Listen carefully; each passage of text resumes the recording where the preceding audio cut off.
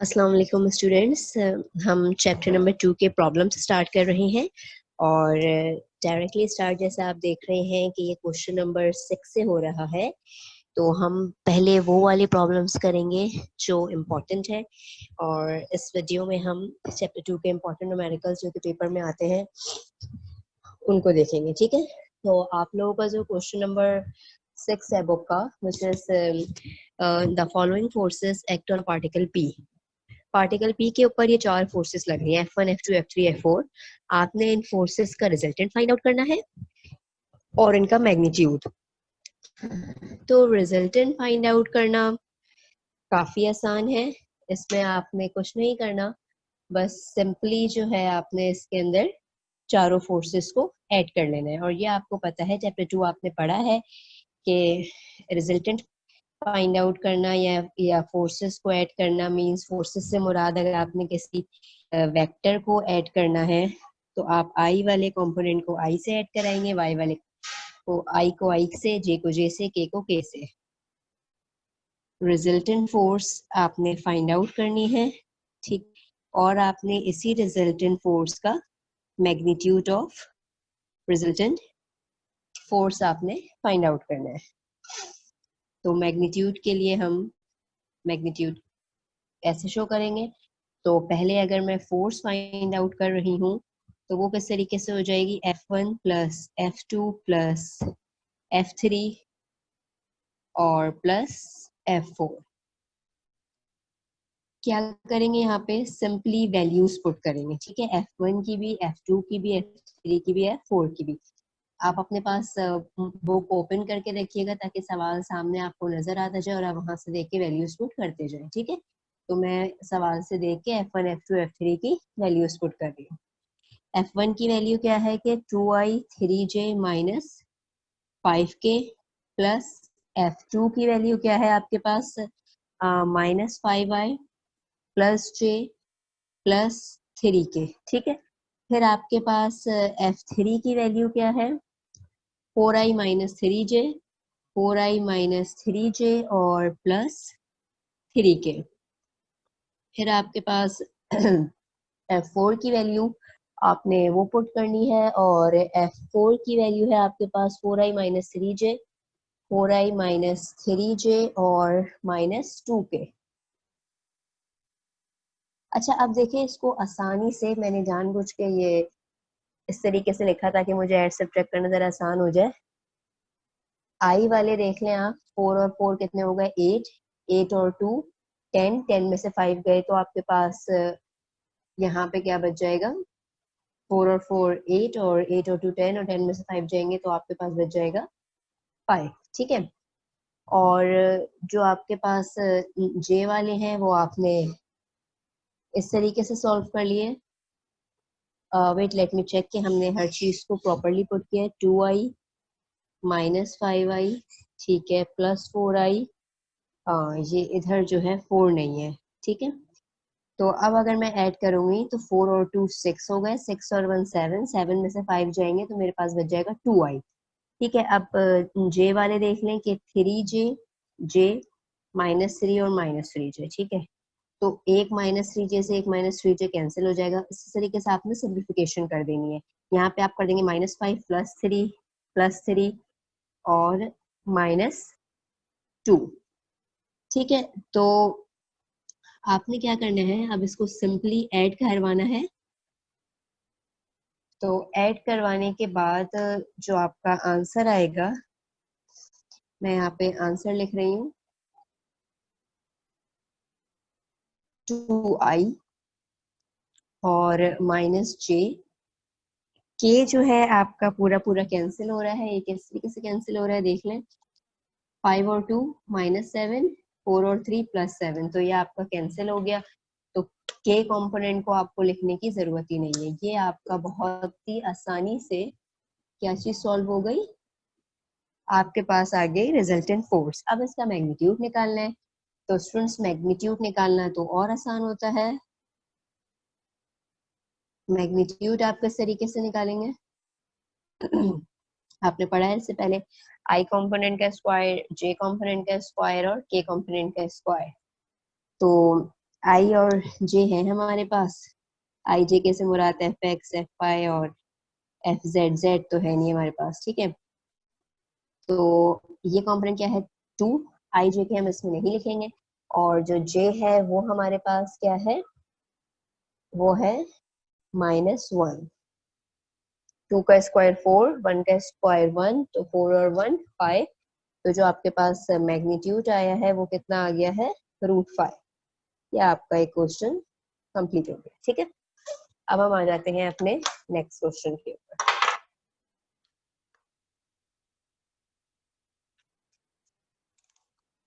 तो ये जो आपका नेक्स्ट क्वेश्चन है, the angle between the vector A and B 60 degree, theta आपको गिवन है 60 डिग्री, और ए और बी का मैग्नीट्यूड गिवन है वो कितना है 1, और आपको बी माइनस ए मैग्नीट्यूड और बी प्लस ए मैग्नीट्यूड को फाइंड आउट करना है।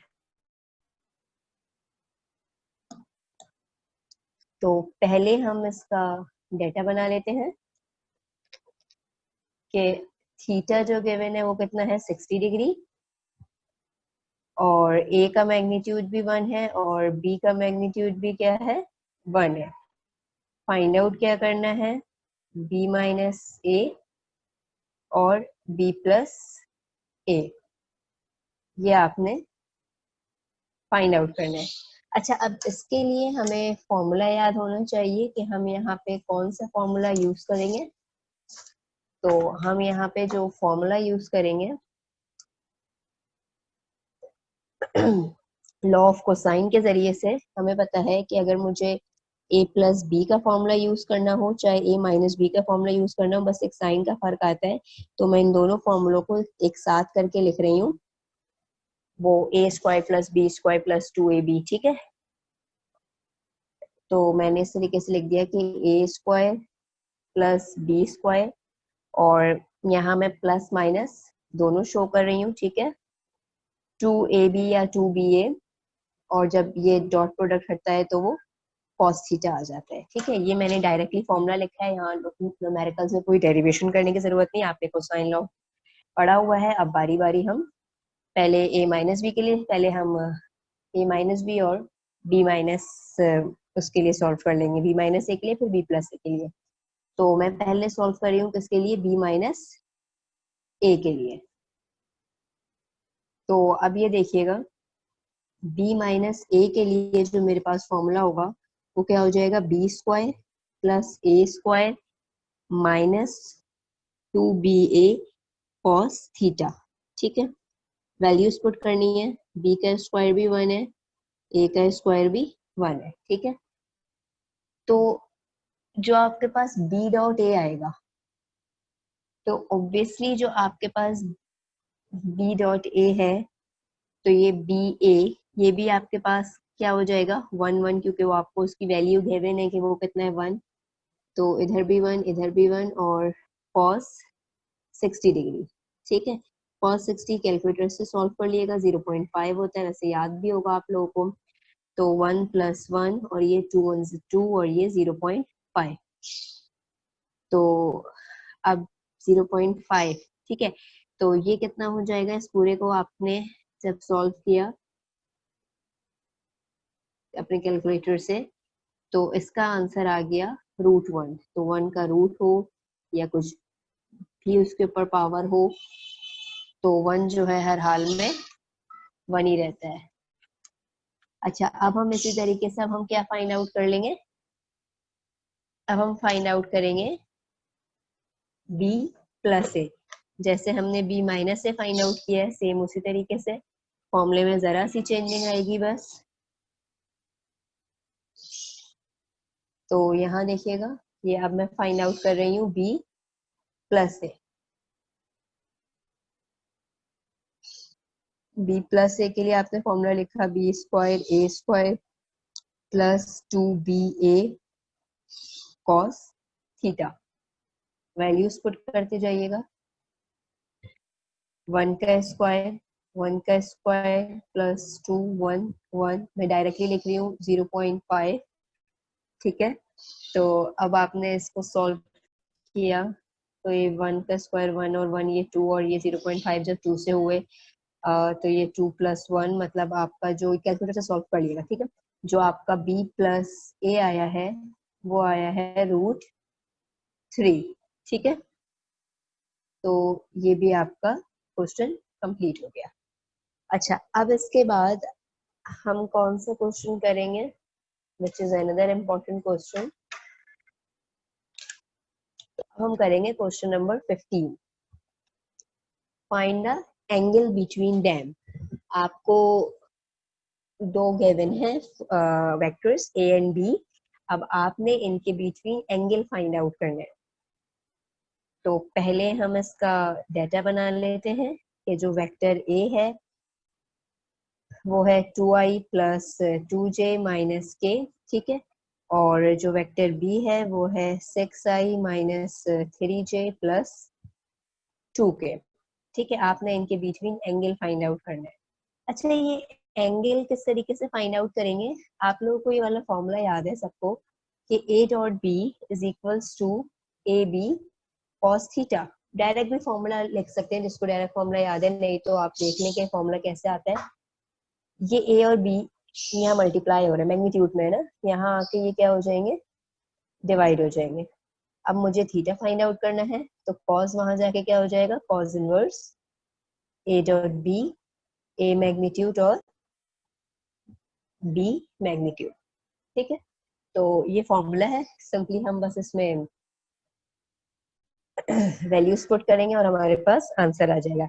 तो इसको सॉल्व करने के लिए मुझे पहले ए का मैग्नीट्यूड चाहिए होगा और मुझे बी का मैग्नीट्यूड भी चाहिए होगा और मुझे A.B भी कैलकुलेट करना होगा। तो A.B को पहले मैं कैलकुलेट कर लेती हूँ, ठीक है। मैंने वेक्टर ए लिखा। वेक्टर ए क्या है कि 2i + 2j - k, और वेक्टर बी क्या है मेरे पास 6i - 3j + 2k, ओके। अच्छा, अब इसके बाद आप क्या करेंगे, डॉट प्रोडक्ट ले रहे हैं तो आपको पता है कि आप आई वाले को आई से मल्टीप्लाई कराएंगे, जे वाले को जे से और के वाले को के से, ठीक है।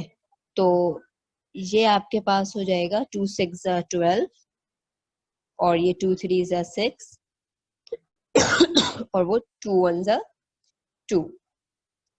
सिंप्लीफाई कर लें, 6 और 2 कितने हो गए 8, और 12 में से जब 8 गए तो ये आपके पास आ गया 4, मतलब A.B आपके पास आ गया 4। अच्छा, अब मैं ए का मैग्नीट्यूड भी फाइंड आउट कर लेती हूँ और बी का मैग्नीट्यूड भी। तो ए का मैग्नीट्यूड इस तरीके से फाइंड आउट होगा कि 2 का स्क्वायर प्लस 2 का स्क्वायर प्लस -1 का स्क्वायर, 4 4 और 1, ठीक है। तो इस तरीके से जो आपके पास इसका स्क्वायर आ जाएगा, मतलब जो आपका ए का मैग्नीट्यूड है वो 2 का स्क्वायर हो गया आपके पास 4, ये 4 और ये 1, तो ये 4 4 8 और 1 9, और 9 का रूट क्या होता है 3। तो मैग्नीट्यूड ए आपके पास आ गया 3। अब इसी तरीके से मैं फाइंड आउट कर लूंगी मैग्नीट्यूड बी। तो मैग्नीट्यूड बी में 6 3 एंड 2, तो 6 का स्क्वायर, इधर 3 का स्क्वायर और इधर 2 का स्क्वायर। 6 का स्क्वायर 36, 3 का स्क्वायर 9, 2 का स्क्वायर 4।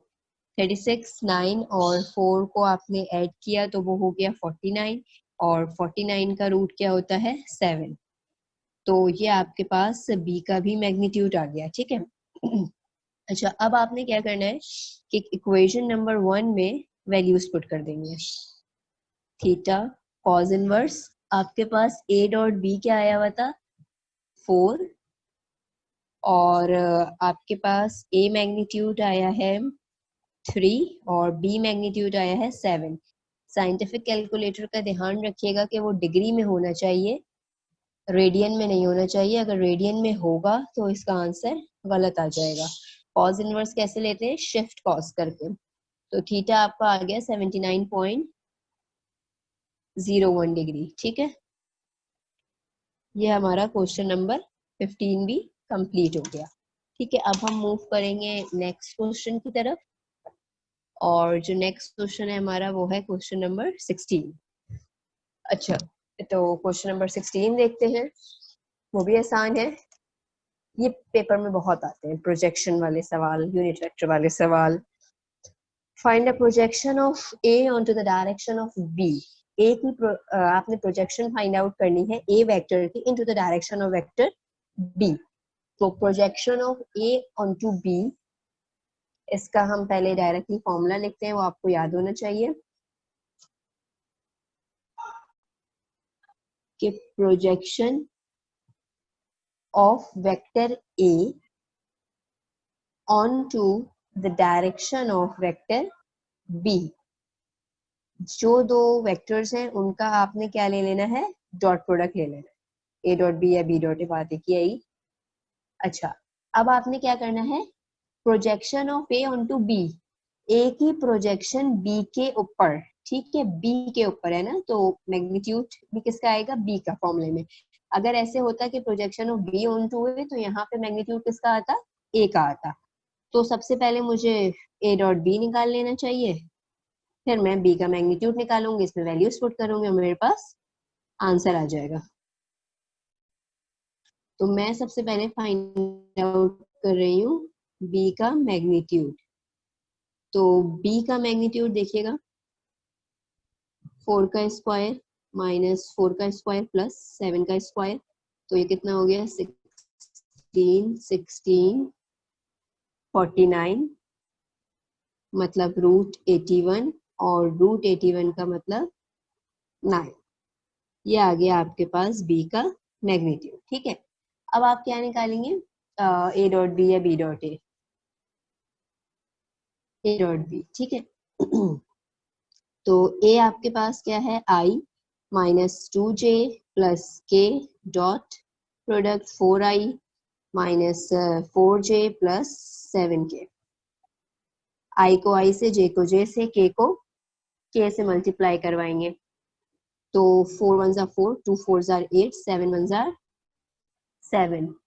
अब आप इस 4 8 और 7 को क्या करवाएंगे, ऐड करा लेंगे, तो आपके पास आ जाएगा 90, मतलब a dot b is equals to 90। Putting values in equation number 1, लिखेंगे दोबारा से कि projection of vector a onto the direction of vector b, मतलब a डॉट b इज 19, और ये कितना था आपके पास, 9, 19/9, ये आपका आंसर आ जाएगा।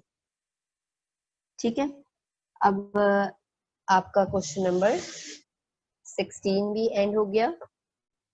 ये प्रोजेक्शन वाले क्वेश्चंस जो हैं ये पेपर में बहुत ज्यादा आते हैं, इसको अच्छी तरीके से देखना है। अब है लास्ट क्वेश्चन इस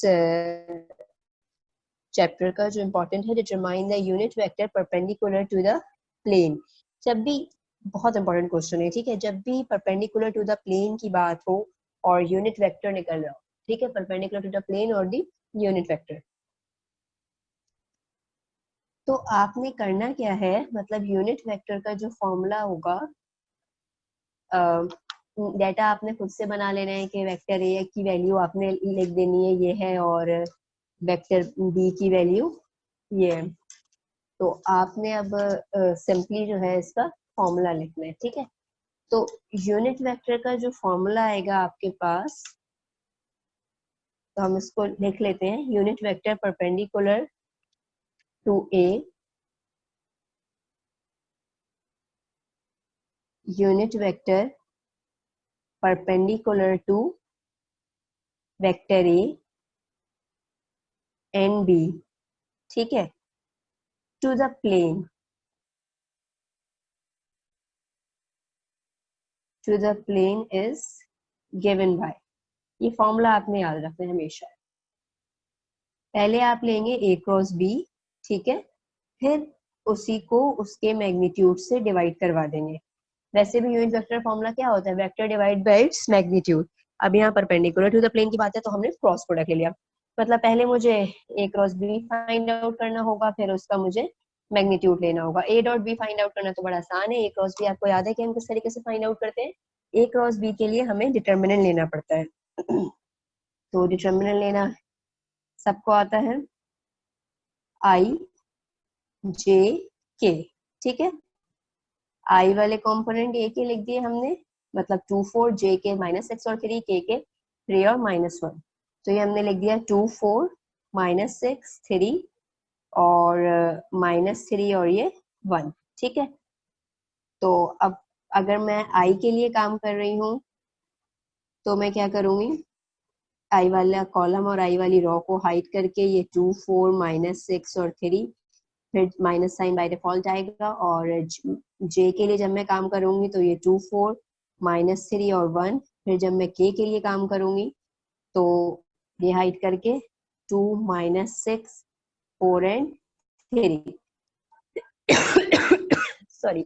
अच्छा, अब हमें क्या करना है, इनकी सिंपल मल्टीप्लिकेशन, ये 2 3 6 और 6 4, ठीक है, इस तरीके से आपने इसको करना है। तो 2 3 6, 6 4 जो होगा आपके पास, सॉरी इधर मुझसे कुछ मिस, आई के लिए जब मैंने किया, सॉरी स्टूडेंट्स, आई में एक मिस्टेक हो गई है। आई वाली रो और आई वाला कॉलम जब मैंने हाइड किया तो यहाँ पे आना था 6, यहाँ पे आना था 3 और यहाँ पे आना था -3 और ये 1।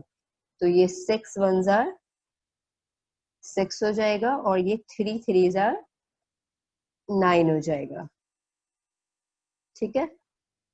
3 3 9, minus minus plus.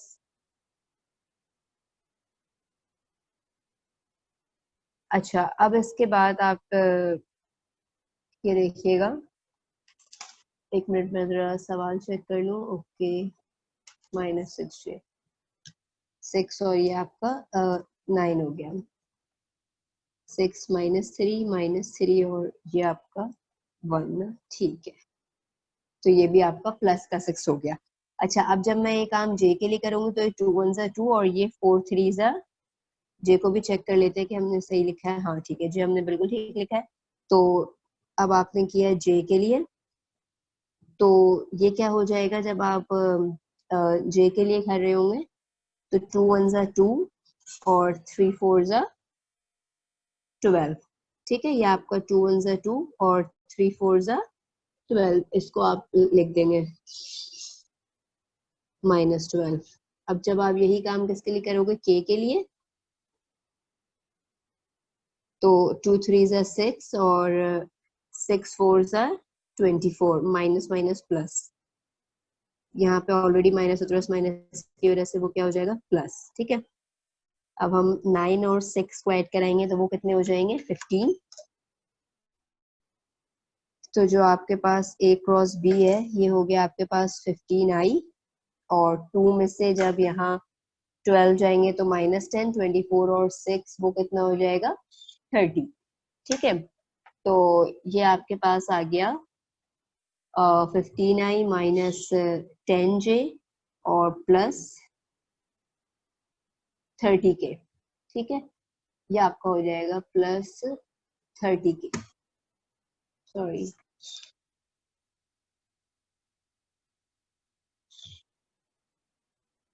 Plus 30k। ए क्रॉस बी आ गया आपके पास, सही है। अब ए क्रॉस बी के बाद आप लोगों ने फाइंड आउट करना है ए क्रॉस बी का मैग्नीट्यूड। तो उसके लिए आप लोग ये करेंगे कि 15 का स्क्वायर, 10 का स्क्वायर और 30 का स्क्वायर। 15 का स्क्वायर 225, 10 का स्क्वायर 100 और 30 का स्क्वायर 900। तो हम इसको डायरेक्ट जरा सॉल्व करके देखते हैं कि रूट ले लिया हमने 225 प्लस 100 प्लस 900, ये आ गया आपका 35। मतलब एक मैंने रूट साथ ही ले लिया था तो रूट का डायरेक्ट आंसर आ गया 35। अब मैं क्या करना है, मुझे इक्वेशन नंबर 1 में वैल्यूज पुट करनी है। तो इक्वेशन नंबर 1, ए क्रॉस बी मेरे पास था 15i -10j plus 30k divided by 35। Unit vector लिखने का एक तरीका होता है कि हम इसको जरा सेपरेट करके लिखते हैं। ये आई के अलग कर दिए हमने, एलसीएम ब्रेकिंग कर दी, मीन्स जे अलग कर दिया, और यहाँ से हमने के अलग कर दिया। ठीक है, आप 5 के टेबल से जिस भी टेबल से अगर कैंसिल हो रहा है तो आपने उसको उस टेबल से कैंसिल कर दिया। ठीक है, मैंने 5 के टेबल से कैंसिल कर दिया, तो 3/7 आई माइनस 2/7 जे प्लस 6/7 के, ये आपका यूनिट वेक्टर का आंसर आ गया। ठीक है,